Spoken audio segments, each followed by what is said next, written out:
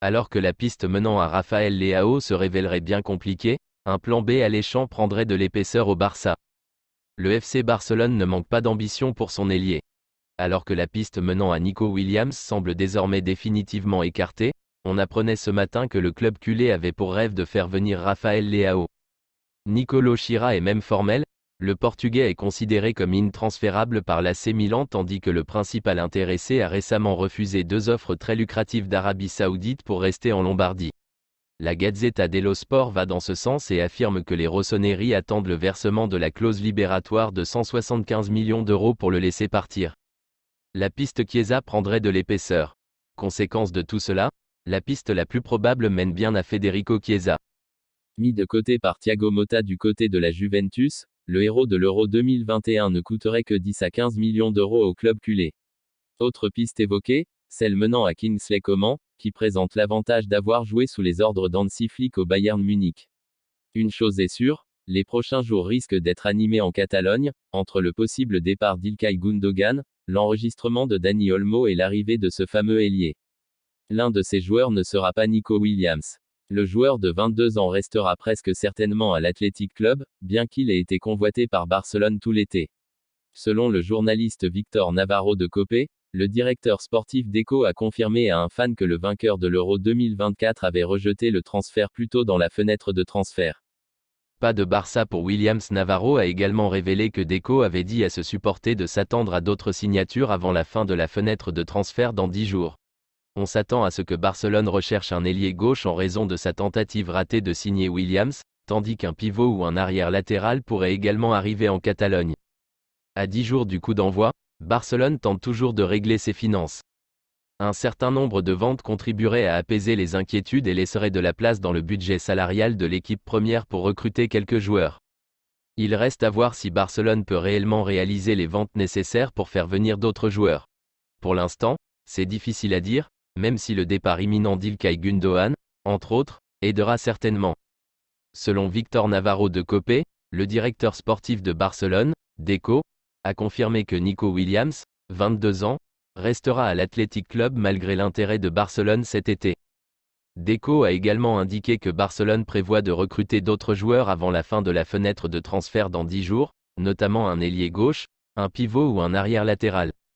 La capacité de Barcelone à recruter dépendra des ventes de joueurs, avec le départ imminent d'Ilkay Gundogan comme facteur clé.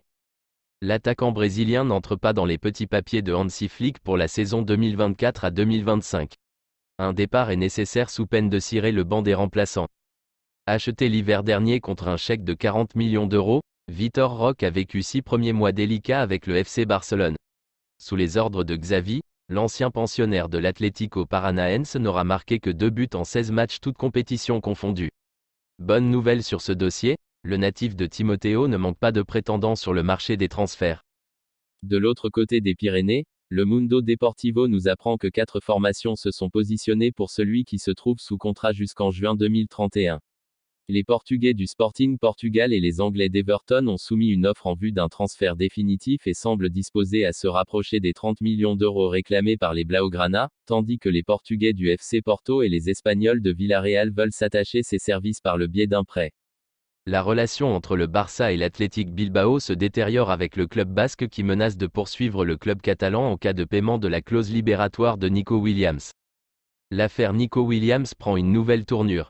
En attendant la décision du joueur, une bataille médiatique oppose le FC Barcelone à l'Athletic Bilbao. Au cours de la Coupe d'Europe, le président du club basque John Uriarte avait mentionné que son joueur subissait un harcèlement pour le convaincre de signer au Barça. Ainsi, les sorties du président du Barça ont été modérées, jusqu'à ce que Nico commence à montrer des signes de continuité à Bilbao.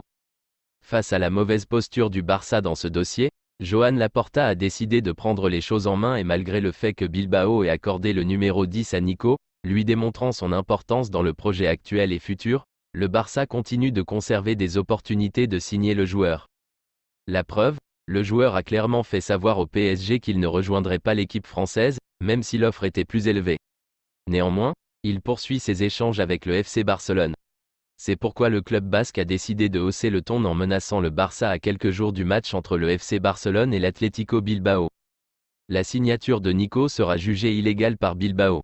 Selon les dires du président de l'Athletic à El Correa, il a eu une conversation directe avec le président de la Liga Javier Tebas afin de l'informer que si le Barça paye la clause libératoire de Nico, il ne restera pas impassible, car il poursuivra le club catalan en justice. Pour John Uriarte, il est impossible pour le Barça de payer la clause libératoire de Nico Williams, car cela remettrait en question les contrôles économiques de la Liga. Bilbao est persuadé que les comptes du club catalan ne sont pas équilibrés, ce qui entraînerait une contestation de l'éventuel contrat. Il convient de souligner que la loi permet d'annuler des opérations qui sont considérées comme étant en dehors des limites économiques d'un club.